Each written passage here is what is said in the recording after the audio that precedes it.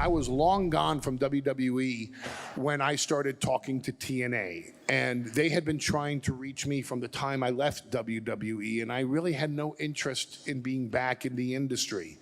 Finally, after so many phone calls and so many emails and so many DMs on Twitter, Bubba Ray Dudley and Taz and Tommy Dreamer came to me and said, just talk to them. Hear what they have to say. My concept with TNA was the Dana White concept with UFC. Give me the ball and let me run with it. And if I fail, I fail. And if I don't, I don't.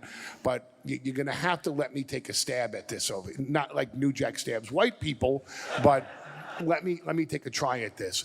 WWE had all these legends, all these Hall of Famers. They had an established product. They had a certain way.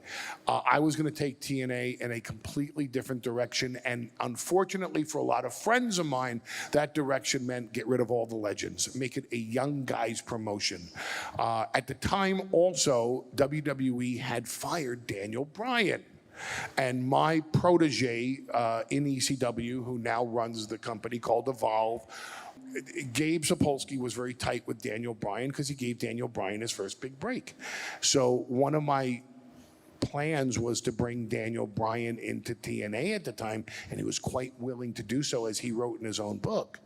And the whole concept was going to be build it around the young guys, build it around a more MMA style, just give it a completely different feel than the WWE light product that they were presenting back in 2010 and 2011, which is when I ended up talking with them.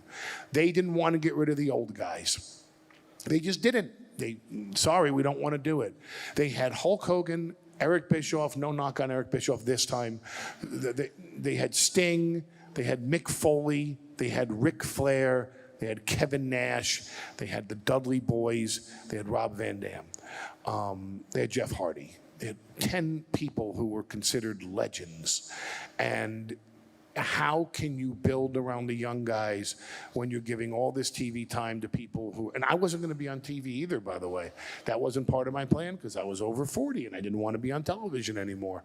That was it. It had to be young guys, had to be a young crew, had to be new upcoming guys, and one or two people like Daniel Bryan who had established their name already, but still, he hadn't really exploded on the scene yet. He was still considered a new guy, a young guy.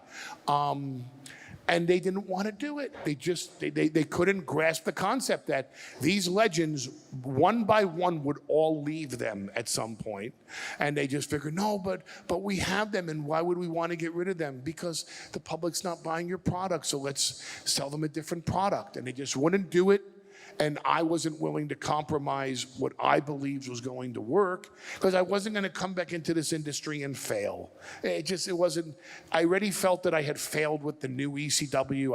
I couldn't stop WWE from doing to the legacy of that brand what they did to the legacy of that brand. I felt that I hoard out the legacy of the brand and myself by performing on that television show, because what they did to the name of ECW was terrible to me, and it was a nightmare to me, and I didn't want to relive it by getting back into the business only to fail again. So they wouldn't get rid of the legends. I don't want to say the old guys, because I'm an old guy now, and I don't want people to get rid of me because I'm old. So, but if you want to get rid of me because I'm a legend, go right. Hey, you're a legend. Oh, I feel so much better. Thank you.